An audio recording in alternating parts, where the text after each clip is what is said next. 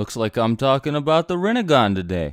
So alright, the rinnegan. Where do I even begin with this thing? There's quite a lot to talk about here. I guess a place better than any other to start out with would be the name. Rinnegan translates to samsara-ai, as the prefix rinne is the Japanese word for samsara. Now, for those of you who don't know what samsara is, it is not a Japanese concept, though it is an Eastern one. Samsara refers to the process of reincarnation or rebirth, and it has its roots in many Indian religions, particularly Buddhism and Hinduism. Now, the rinnegan's ties to this concept run deeper than just in its name. Each of the paths from the rinnegan 6 paths technique are named after one of the 6 samsaric realms of reincarnation. The strength, abilities, and artillery of each of the paths are directly related to whichever realm they're named after, but I will get into that later. For now, I'm gonna go ahead and discuss how the rinnegan is acquired. So to explain this, I've got to go way back to the time of Kaguya and the Sage of 6 Paths. When Kaguya first ate the fruit of the Shinju, she was granted chakra, and a lot of it at that. As a matter of fact, she was given all the chakra, like literally all of it. And with this chakra came a multitude of abilities. Now, one of these abilities was called the Rinne Sharingan, and it came in the form of a third eye that manifested on her forehead. Kaguya's son, Hagoromo Otsutsuki, who is better known as the Sage of 6 Paths, inherited the rinnegan from his mother, but not the Rinne Sharingan. Now, Hagoromo later gained access to the Rinne Sharingan when he became the Jinchuriki of the Tin Tails, but he didn't inherit it directly from his mother. The best explanation for why this may have happened is probably just that Kaguya's chakra was diluted and split as it continued to be passed down through her family. This is supported by the fact that the Rinnegan and the Byakugan were split up between Kaguya's kids, Hagoromo and Hamura, and furthermore by the fact that one of Hagoromo's sons, Indra, inherited the Sharingan and not the rinnegan.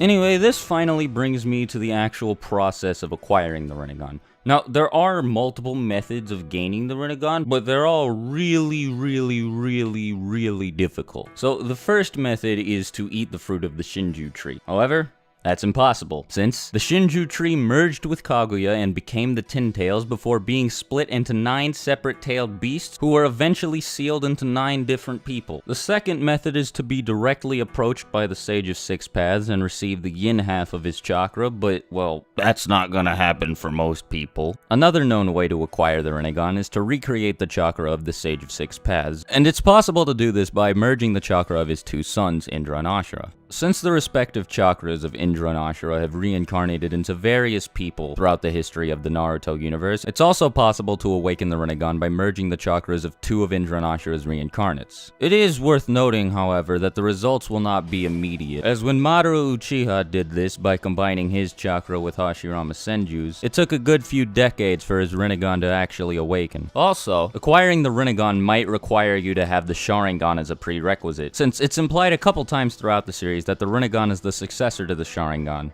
And as with any other dojutsu, it's possible to acquire a rinnegan through an eye transplant, but, well, for this to work, you have to find somebody who has a rinnegan and doesn't want it. On top of that, transplanted rinnegan aren't all that easy to use either. When deciding who the next carrier of his rinnegan should be, Madara specifically chose a member of the Uzumaki clan.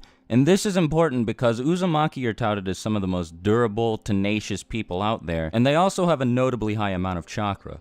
This was no coincidence either. Madara wanted to make sure that the person inheriting his rinnegan was going to have enough chakra to use it and be durable enough to use it. This is further supported by the fact that Obito, another Uchiha, flat out said that he couldn't physically handle the power of both of Madara's rinnegan, and as a result, he was forced to hide one of them away.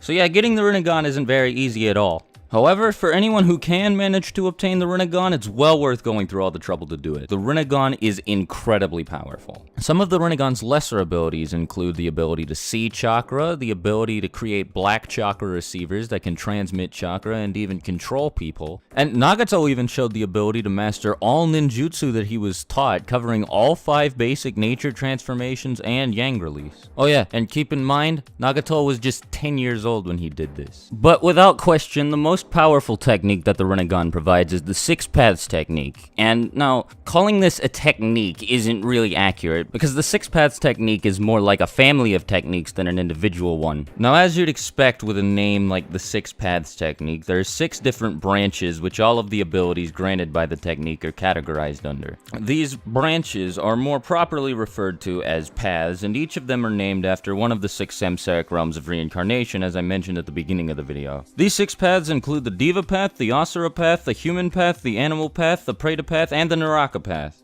Now, I have no idea whether this was intentional or not, but the hierarchy of the 6 realms of Samsara seems to be reflected in the hierarchy of the 6 paths of the rinnegan. The heavenly realms, Diva and Asura, are the most powerful paths of the rinnegan, and the hellish realms, Naraka and Preta, are the least powerful paths of the rinnegan. Now, that said, the Naraka path and the Preta path are still pretty OP.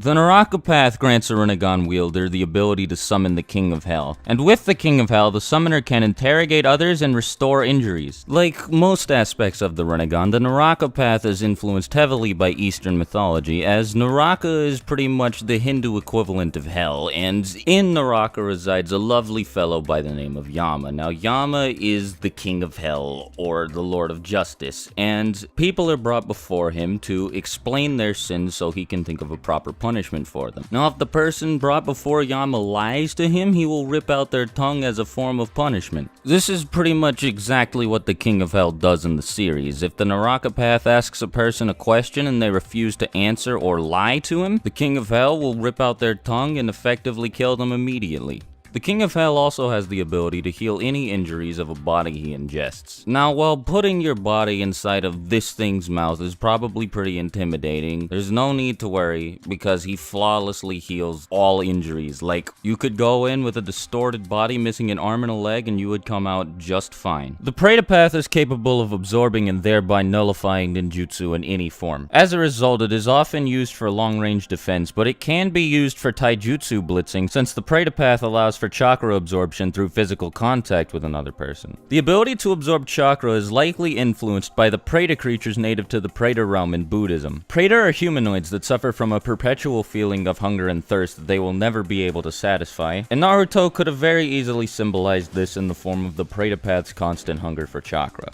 And whoo boy, this is where we get to the really OP stuff. Coming up next is the Human Path, which allows a rinnegan wielder to literally rip out a person's soul. It is primarily used for information gathering, as the process of ripping out somebody's soul allows a rinnegan wielder to read that person's mind, but this also doubles as an instant kill ability since ripping out somebody's soul kills them immediately. The Animal Path grants a rinnegan wielder access to some of the most powerful summons in the Naruto universe. These summons include a giant multi-headed dog that sprouts more heads every time it takes damage, a giant panda that can be used to shield a rinnegan wielder from just about any damage, a giant drill-beaked bird that the rinnegan wielder can fly upon, a giant chameleon, a giant ox, a giant rhino, a giant crab, and the Animal Path even allows a person to summon other people, as shown when Nagato used it to summon the other paths of pain in addition to Conan. On top of that, the animals summoned by the Animal Path seem to be completely immortal, as even if they are killed, they can just be summoned again pretty much immediately afterwards. And furthermore, a user of the Animal Path can see through the eyes of all of the creatures that they summon, making it nigh impossible to attack the summoner from a blind spot. The Animal Path is likely the most direct reference to the concept of Samsara, as in Buddhism, animals who served humans were doomed to be reincarnated into animals again, which is flawlessly represented in the immortality of the animals that the rinnegan allows a person to summon. The Asura Path allows a person to sprout 4 extra arms and fire fucking missiles and laser beams. Seriously, the Asura Path is absolutely ridiculous. It gives the user access to a bunch of different weapons, including the aforementioned missiles and laser beams, on top of a bunch of extra weapons like blades, rocket arms,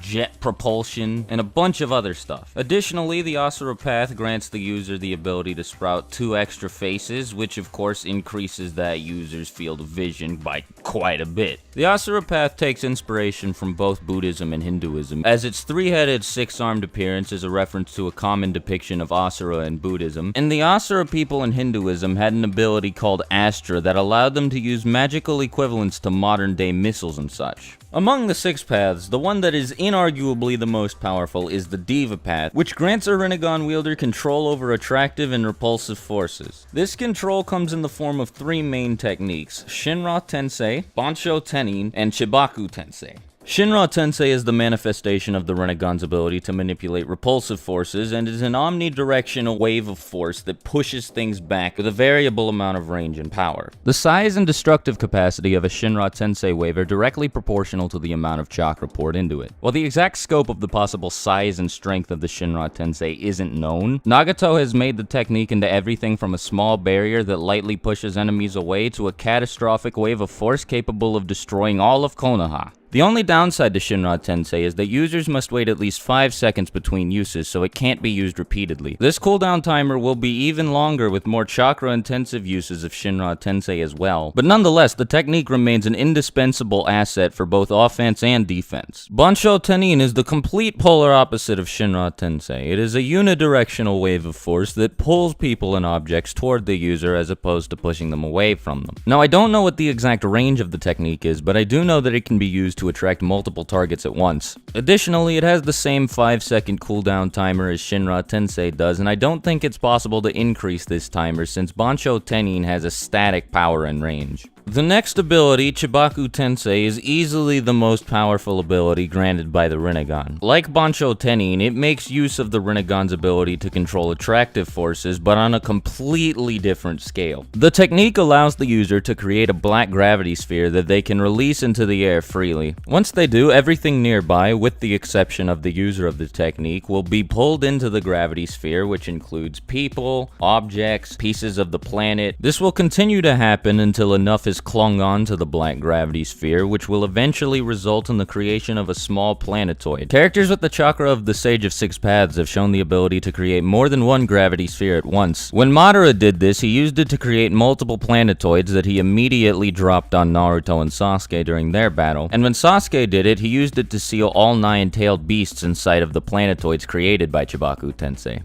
Nagato has also shown the ability to use telekinesis through the Diva Path in ways that are clearly distinct from Shinra Tensei and Bansho Tenin. For example, he managed to lift Hinata off of the ground before throwing her back into it with enough force to nearly kill her. On top of that, he displays the ability to fly, which no other Rinnegan user has been able to manage, so I can only assume that Nagato's experience with the Rinnegan allowed him to use telekinesis to levitate in the air. That's just a hypothesis though, so don't take it as 100% fact. Also, despite the name of the Six Paths technique, there is a 7th path that users of the Rinnegan have access to called the Outer Path. With the Outer Path, wielders of the Rinnegan can summon the demonic statue of the Outer Path, also referred to as the Gedo statue, create black receivers that they can transmit their chakra through, which they can use to control up to 6 different bodies at the same time. As a matter of fact, Nagato used this technique to control up to 6 corpses at once and dubbed them his 6 Paths of Pain. It's also possible to distribute the powers of one of the first 6 paths of the Six Paths technique to each of the bodies being controlled, though this will cause the person controlling the individual bodies to lose access to the powers themselves. On the flip side, it is possible to control up to 6 bodies at once without giving them access to the powers of the Rinnegan, as shown when Obito controlled 6 Jinchuriki at the same time, and allowed them to keep all of their original jutsu without giving them access to any of the Rinnegan's abilities. In either case, the person controlling the bodies is able to share vision with the bodies being controlled, greatly increasing their field of vision and allowing them to dominate the battlefield by eliminating any blind spots. Users of the Outer Path can also use the Samsara of Heavenly Life technique, which allows them to bring 1 or more people back from the dead. This technique is distinctly different from the Edo Tensei technique, as it actually returns the soul of the person being revived to the realm of the living. However, more often than not, use of this technique will cost a Rinnegan wielder their life, so it's not used very often. Like the Mangekyo Sharingan, the Rinnegan also seems to give each person that awakens it personalized abilities. Madara possessed the ability to project clones of himself into the invisible world of Limbo. Attacks from these clones looked like nothing more than invisible acts of force, and it wasn't until Naruto and Sasuke gained 6 Paths powers that they were able to tell that the clones were there at all. Sasuke's Rinnegan allows him to switch places with objects that are within his field of vision, though his Rinnegan is distinctly different from Madara's and the Sage of Six Paths since it is lined with Tomo similar to a Sharingan. Momoshiki's Rinnegan allowed him to absorb ninjutsu through one palm and then released that same jutsu from the other palm.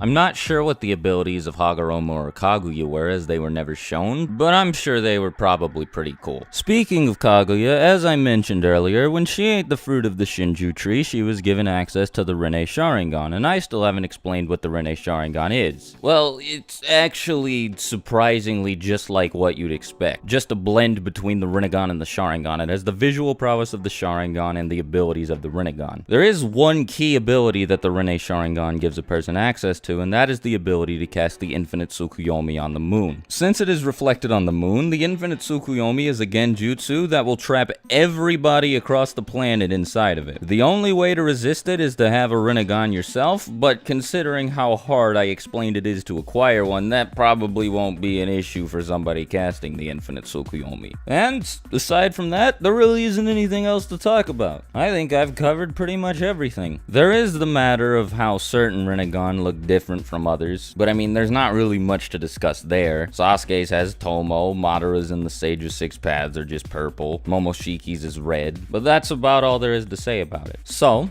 that said, I hope you enjoyed today's video. If there's anything I missed, don't hesitate to let me know in the comments below, and if you have any questions, feel free to ask them in the comments below. If you have any requests for topics you'd like me to cover in future videos like this, feel free to let me know in the comments, and I will see if I can get to it sometime in the near future. This has been Swag Kage. I hope you have a fantastic day. Thank you for watching the video to the end, and I'll see you guys next time. Swag Kage out. Bye.